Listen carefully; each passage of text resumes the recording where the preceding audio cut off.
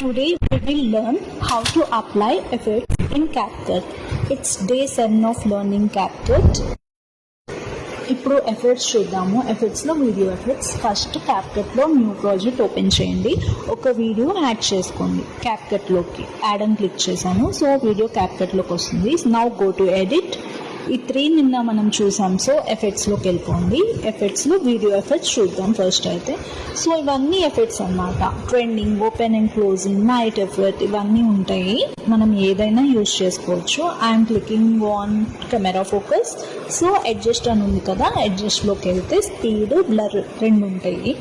So మనకి ఎంత speed కావాలో ఎఫెక్ట్ అంత స్పీడ్ పెట్టుకోవచ్చు. సో బ్లర్ కూడా అంతే. బ్లర్ స్లో పెడితే ఎక్కువసేపు ఉంటుంది, స్పీడ్ పెడితే తొందరగా బ్లర్ ఎఫెక్ట్ అనేది కంప్లీట్ అయిపోతుంది అన్నమాట. So let's meet in day 8 of learning CapCut. రేపు మనం బాడీ ఎఫెక్ట్స్ చూద్దాం.